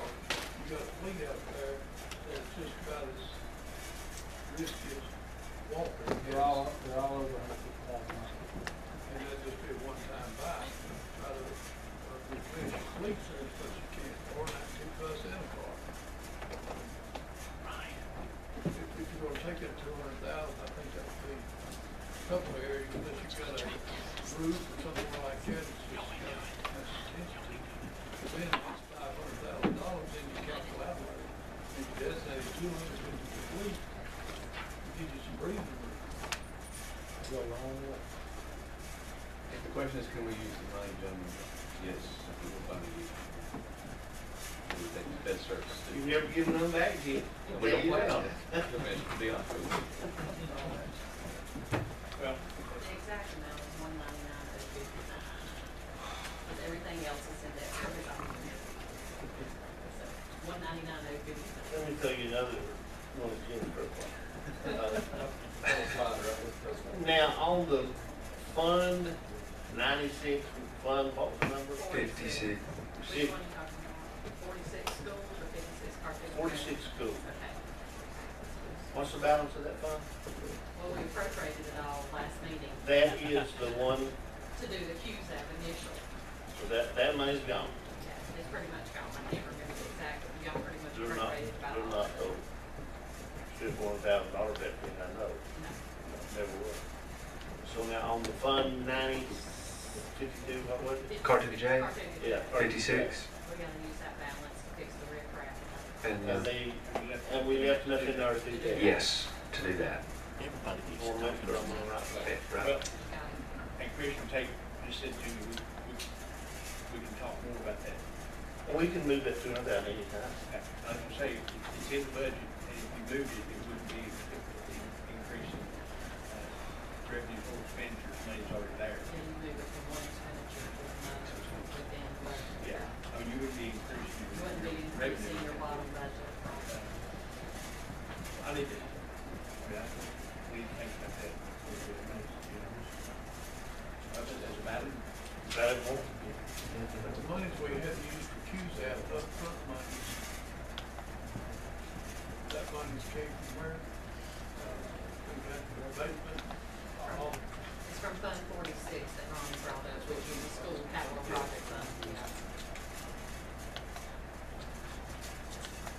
So we had to appropriate pretty much all of it to do this upfront QZAP. that $200,000 would come back to this way or 46, right? If we had to. What do you mean? The money that we put up, had to put up front, but we're gonna get that back to QZAP. We'll get it back eventually then. Okay. There's no upfront money on QZAP, because it just wouldn't work with what we had to do in order to, for the HVAC units and the windows up front, because of the requirements that you all have as far as advertising and all that.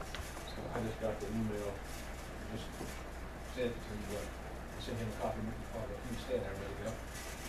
So it'll be included in the package, as well as one of the rest is getting installed in the fall, hopefully in the houses. What about your abatement? What about that? The abatement will start June 16th, and so that's 30,000. That's a- Well, actually, that came in under budget. That came in at 14. What about our application fee? That's an agreement that you all have with the architect. Yes, you have. That's up I'm front. sure That's there'll be upfront. some upfront, yeah. So the I'm architect sure is there'll be up front. You have $21,000 or $20,000 to pay.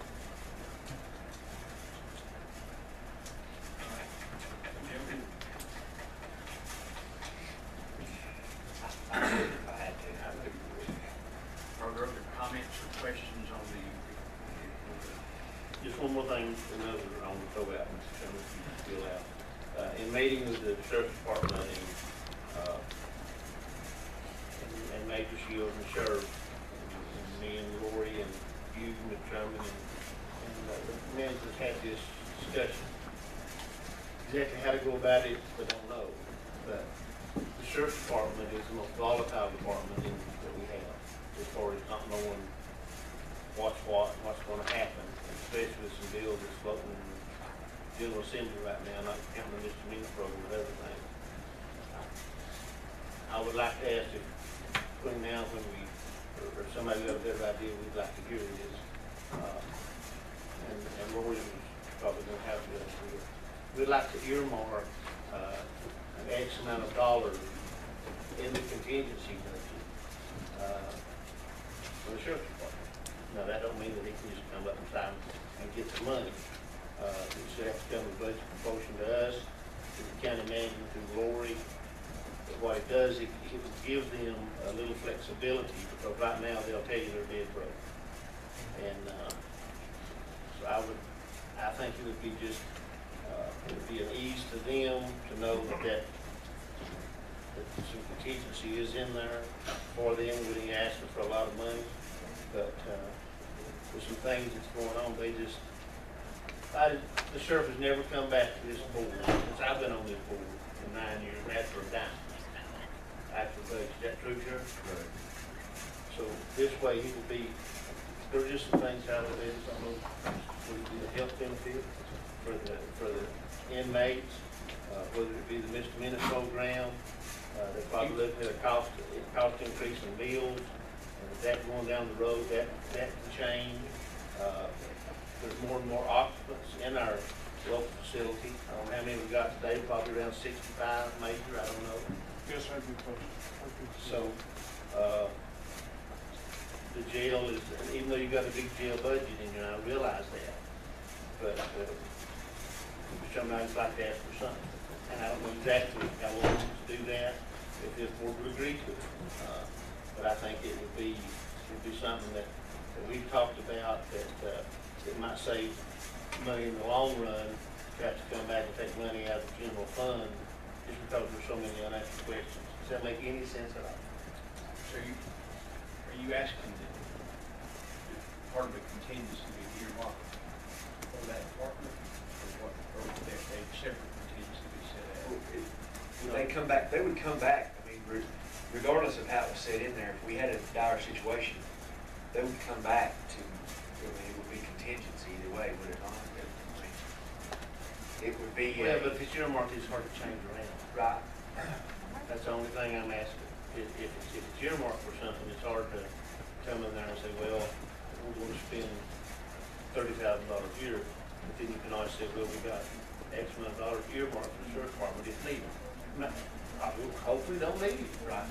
But I understand what you're saying. On those, you can look through the sheriff's budget and you will see, like the medical line item. One year it's $100,000, the next year it's $280,000. But we hopefully entered into with an insurance company, and that's CRS, and basically what they do is they scrub the bills. Any claim that exceeds $10,000 in the detention center, they'll cover that claim. And Major, do you have an update on I what would that? say approximately approaching $70,000 saved that we would have paid Commissioner Hospitals. When did we enter into that? September? Yes, sir, approximately. September. And Major, you might want to speak to what we talked about. Yes, sir, I would like to throw out a few things for consideration. What we have, and Laurie and I fight this battle each and every year at this time, is we have expendable line items that we have no control over. It can be custodial issues, it can be food issues, it can be medical issues, it can be a number of line items that we budget for each year given our best guess.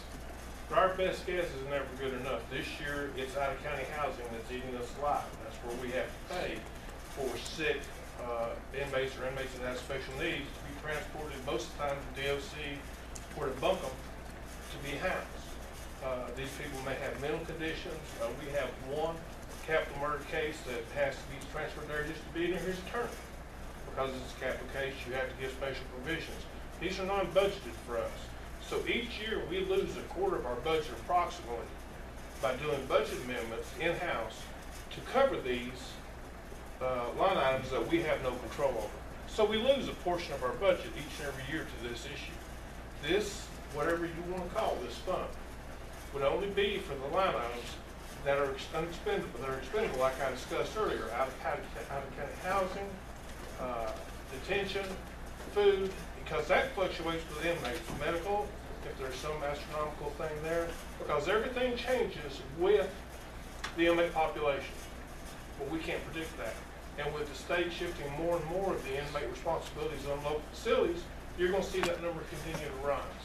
Because now they've increased the people that are qualified to misdemeanors up to 2 years, including DWIs. Before it didn't include them, and so forth and so on. But I just want to touch on that one issue so y'all understand completely where this money would be going to. But the jail is changing. Our jail is changing, and responsibility for the jail is changing. And however, Mr. Chairman, I just think it would, instead of us having to come back and make a special appropriation from our general fund, if we could come up with a methodology to do this, I think it would be good in the long run. So I would ask, Mr. Chairman, if you don't mind, that let the county manager and Lori look at that. And we can sort of go by what we're short this year. And I think you'll find that short is about $84,000. And so I know we want to that possibly don't want to spend what we got, but So you can't earmark that much. no. We're down to 158. 158, we had 108 this year. Where does that money come from if we're at 4,000 short this year? He does inter-departmental change. Robbing Peter to pay Paul Yeah. within our budget. They change within the budget. But in the years coming, we don't think, the sheriff don't think, and the mayor don't think that can happen because they don't have the flexibility because of the number of inmates and the more and more responsibility that the jail has. And the money that's being spent, and you can look at the jail budget in here. So I'm sure that the county manager and the board will come up with some. I've no problem with looking at that. Pretty much when anybody comes to us with a contingency item, the board has to approve it out of that line item anyway. I don't know, do you want to? Well, a contingency's there for, I mean, it's for unexpected emergencies. And if we get into a situation where the interdepartmental changes that we do right now don't work and that we can't make that happen, then we have an unexpected emergency that we need to come to that contingency fund and take it out of it. And we would do so at that time. I mean, it's there, the contingency's there, but as long, I mean, we're making it, we can make it, and we've implemented, like I said, the CRS has saved us approximately $70,000 in medical. With with Angel's commitment to begin oversight of involuntary commitments, we've already used that with hiring the additional staff at the detention center.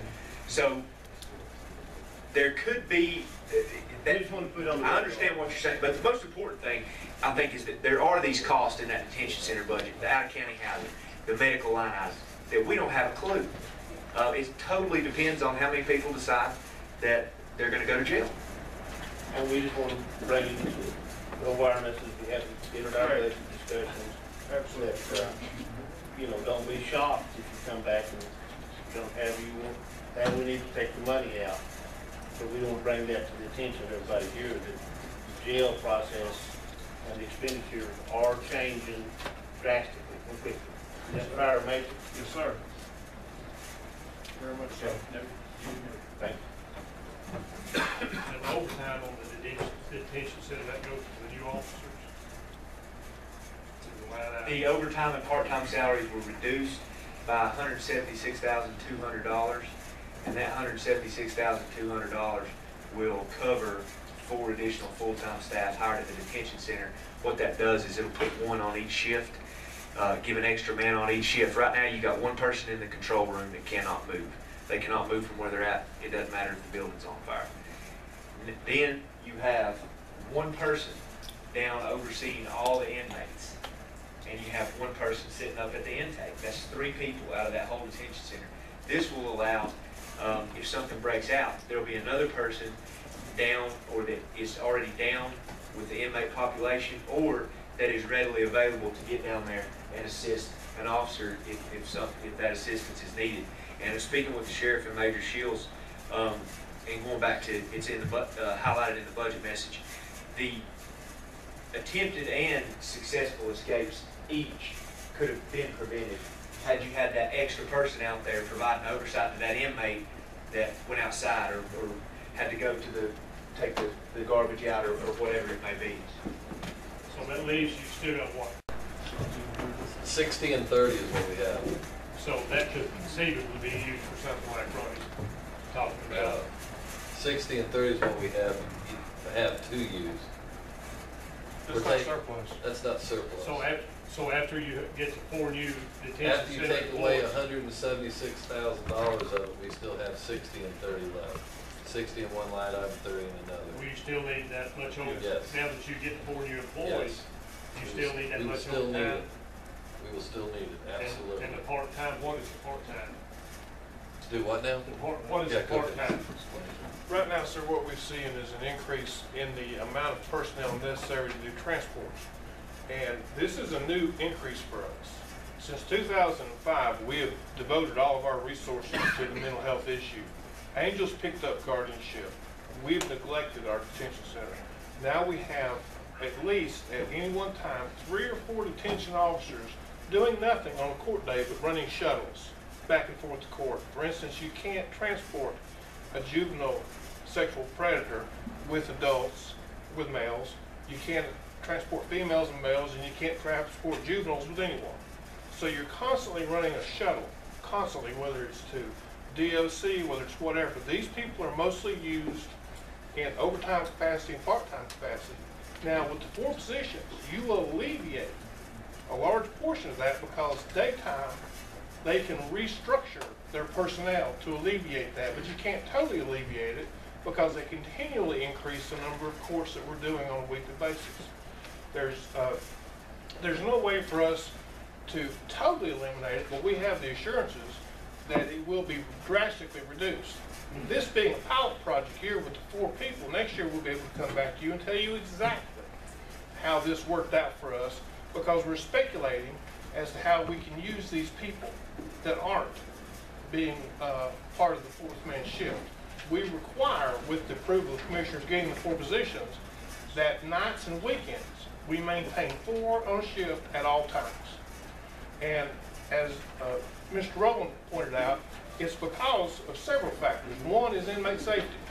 If we're doing a constant watch on the 3rd floor or on the main floor for people who are being housed, who have mental issues, which we get all the time, who require 15-minute checks, if we leave that station to go downstairs to assist the rover with a fight or any other kind of a major confrontation, we now are in great peril. Because if anything happens to these people that were supposed to be under our supervision, we're lost. We have no defense. So with 4 people, you have this one person that can assist the rover with his duties, assist booking when they're busy, because they get very busy with their duties, and can also be used for any other kind of a transport, like to the ER. Instead of calling someone in from the house, now you can transport to the ER back. You see what I'm saying? Yeah. So that's the 4th position. But to eliminate part-time, until the courts make up their mind how many courts they're going to have a week, it's an impossibility.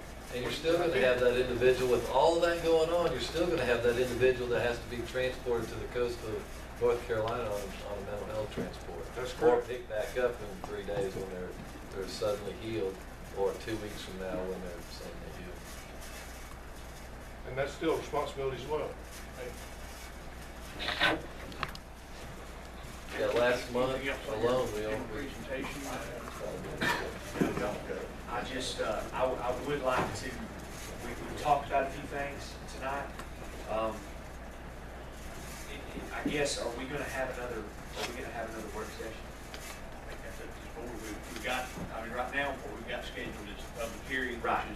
which is the 9th, and we can certainly continue to discuss the budget then. I mean, just as far as time frame, we've been meeting 2 hours. I mean, we can talk. I don't have anything left on my presentation, Mr. Chairman.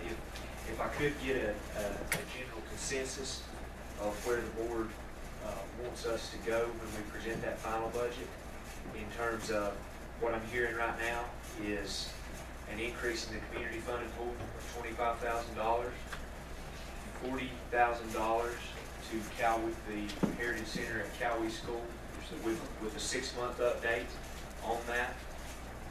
$50,000 even to go to Highlands for the Highlands Police Department to use to fund an SRO position with attorney review and an accompanying letter that says we're going to hold that $50,000 contribution flat until until otherwise decided upon by the Board of Commissioners. Specified for its use. Right, as specified for its use.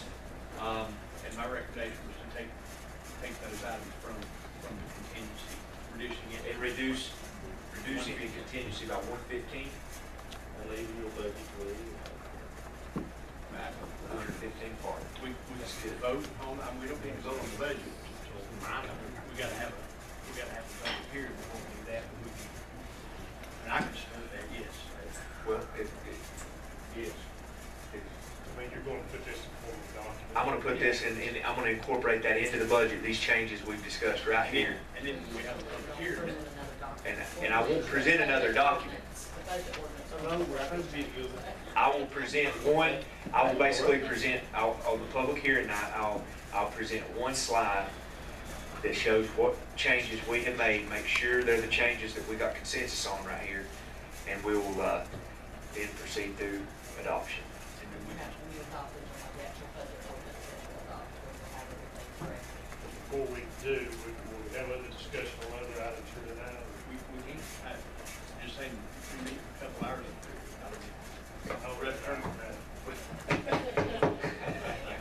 Now, I think now's the time to bring anything in. Yeah. If we can discuss at least things that you feel like need to be excluded or deleted from the budget, if we get that done in the next little bit, we won't have to meet again. And we can still discuss things, not at the public hearing. I guess what I'm trying, I don't see a need for another one, but unless we would have. Yeah, Bob, if you got something else for you. That's something else. I mean, I don't want to jump in front of anybody, but just a couple of things. Yep, I'm done. I agree with you on being fair on the SRO thing, that's just not fair. But on the fund balance, we're up to 35% this year.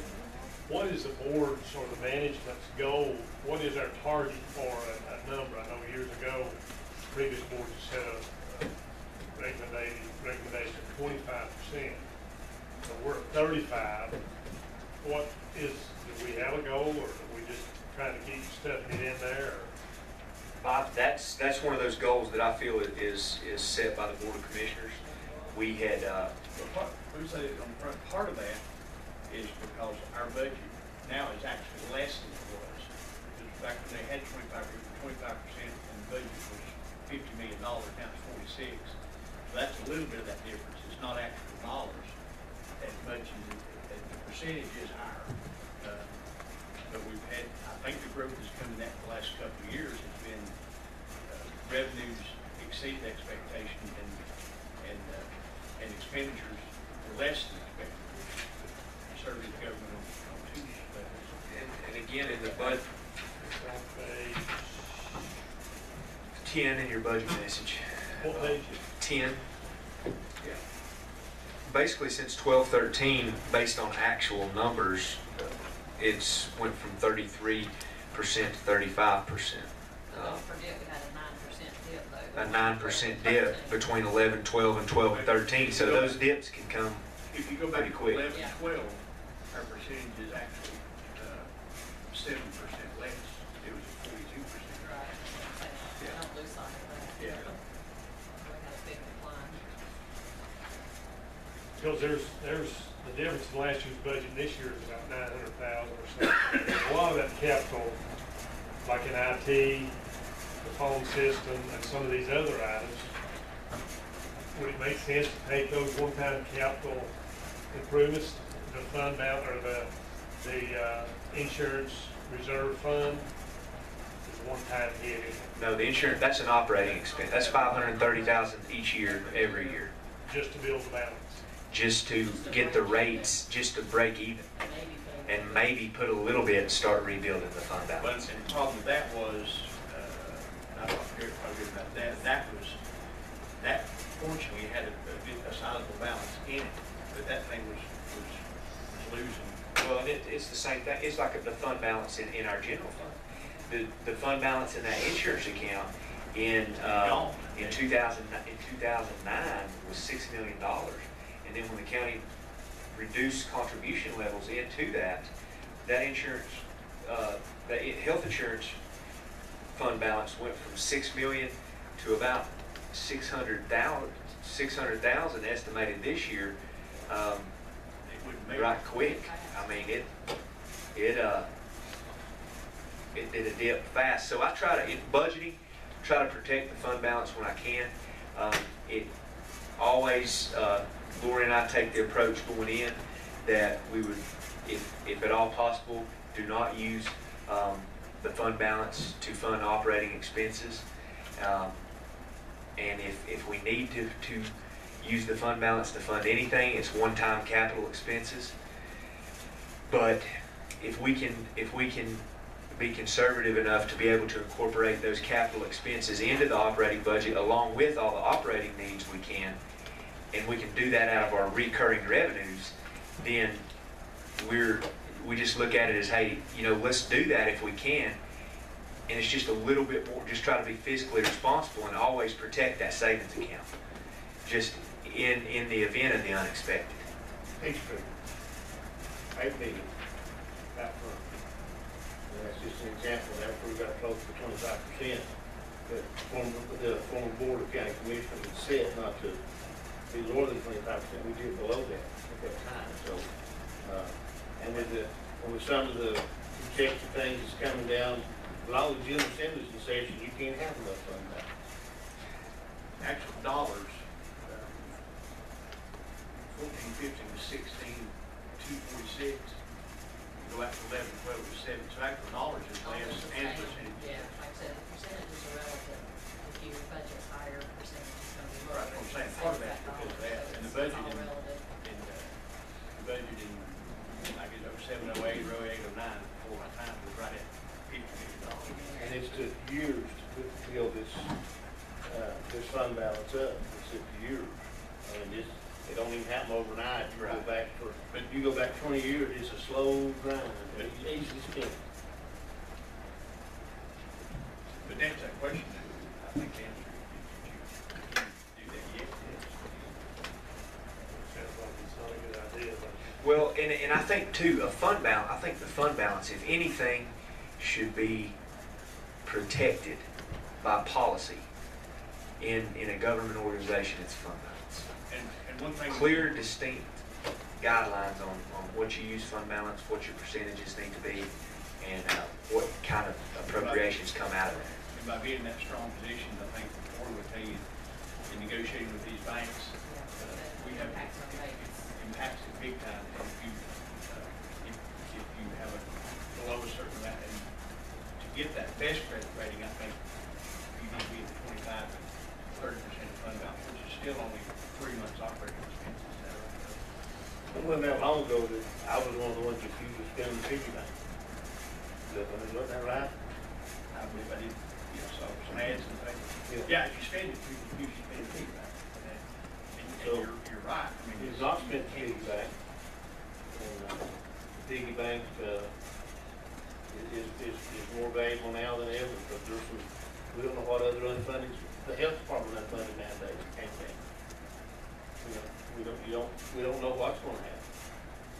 So we're in a good position to speak to Macon County. But you wouldn't want to earmark the fund balance on the capital outlay items, which, well, I see you in the sheriff's department talking about, when you're talking about the health department, you wouldn't want it just the capital outlay items. Yeah, your fund balance you do. You'd always want it for capital. Capital outlay in the fund balance. For example, the things we use, undesignated fund balance, we did the pool renovations with it, we used $500,000 for Parker Meadows, one-time capital thing. What you don't want to use fund balance for is to fund your salary increases. Exactly what went on in the insurance, health insurance. Each year we were coming out of that because we had reduced our funding levels, so we had to make up, there was a deficit we had to make up, and each year it was coming out of that fund balance, boom, boom, boom. And in 5 years it was gone. Won't take long.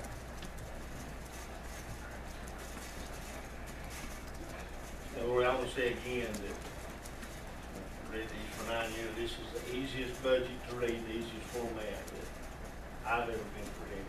I don't know if it's coming, I get used, and Jimmy seen them, and Paul seen last year.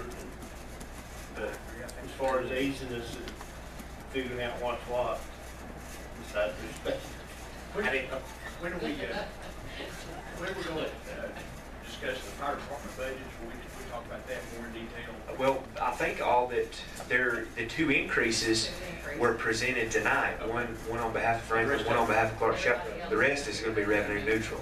Okay, so that, Which is in the budget. that is. Yeah, it's in the budget message. There's a statement of revenue neutral, Page 6. page 6. Yeah, So all of those represent revenue neutral rates except for Franklin and Clark's Chapel.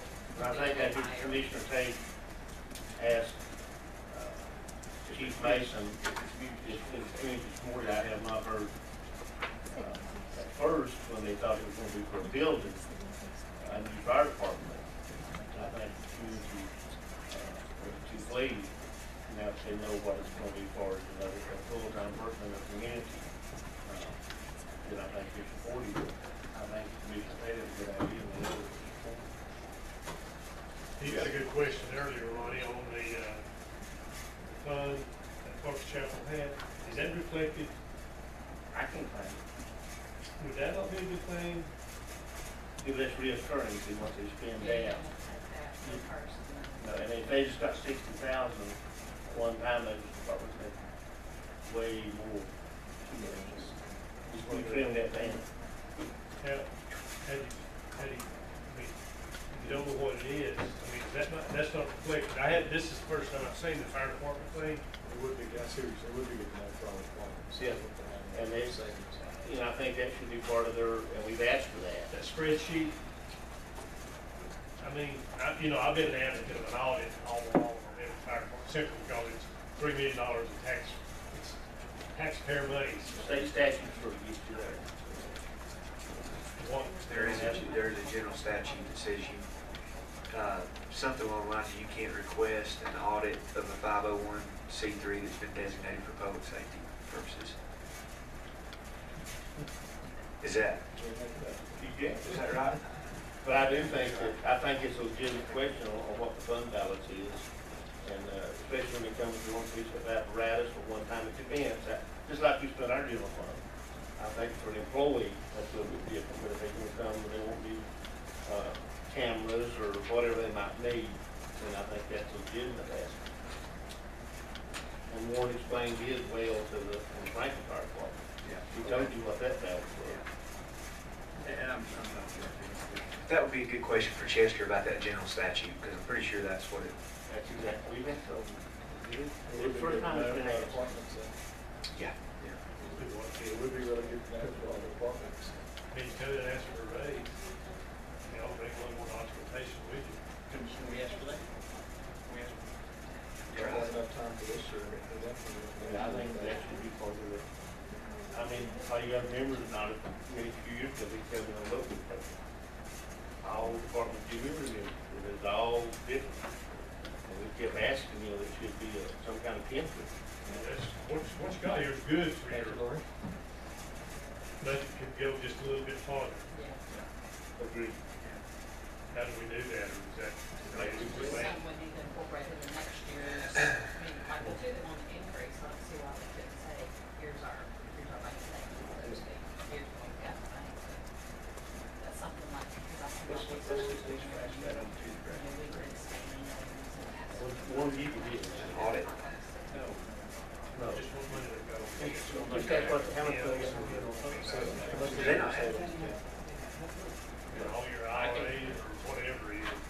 Yeah. Some might have CDs. CDs, yeah, they might have some in CDs, some in checking. It'd just be a good thing, I think.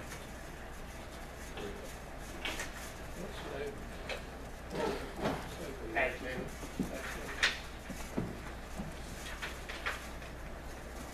The levy, Mr. Shields, is on, okay. Page one. I'm just looking at the tax levy on page 6. Yeah, you can say it's up on 10 now. They don't have the, 10 mil. they don't have the fund balance projections. no, we've never, you have to ask them to be, we've never done that. Do you, and you guys would like to see that on the ones that are requesting increase? Well, I think we got them now. I think, well, we don't have documentation, but 62,000. Yeah. So, I mean, I think that's within normal come in here and they got $222,000.19. Because it is solid back there. But it's still the best deal. If you look at that chart on the front, which he gave us, it's still the best deal we got going.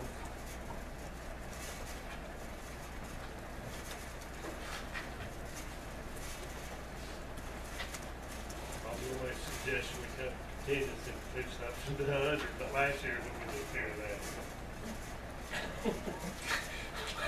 Spend it now or spend it later. But thank you to Derek, like Ronnie said, Lori and Lindsay and everybody that's worked on this. Tremendous man hours, and no, we're not gonna be happy with every part of it, all, you know, but, tremendous amount of work and the quality passion. All your department managers, everybody involved in it.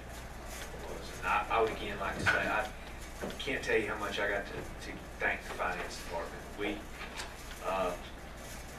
If there's a finance department any better, I'd like to see it. And Brian and Brittany, what we were talking about, fire department cost per capita, they've got a target to get that. Okay, that's. There's one other thing, in speaking about the health department earlier, we have a new environmental health supervisor. Barry Patterson retired, and Jim hired in-house Kyle Jenny. Kyle and I and Jim have been told for some time in our board company, we have the highest environmental health fees in West, probably in the state. Certainly in Western North Carolina, I've got all the parishes around us. And we've been toying with a pilot program. We need to reduce those fees in some capacity. We took in $100,000 last year months on fees for on-site wastewater. And Ron and I mentioned at one time, it may not do anything if we adjusted those significantly to the industry, but I think we need, before our public hearing, I'd like to come back and maybe make just a little brief presentation on some general suggestions on reducing those fees. We're way out of the mark, and it may not be effective, but Has he budgeted those fees? I think he has. yeah, they're in there. Other than that conversation and the changes that I've highlighted. Oh my God. That's all I have. Well, questions I had. Did anybody have any other questions, comments, or, and we can still bring those on June 9th? Is there any need to schedule another work session? That'll be late too, so. I apologize. I see the fee. I know. Okay. Ms. Shields, you okay? Now, do you want to recess this meeting and, or we going to close this meeting? No, and we'll adjourn. Close, because June 9th is our. Is that regular regular meeting? Yeah, we'll just adjourn. So move. Is that motion to adjourn? All in favor, aye? Thank you. Reset, we said adjourn. How much is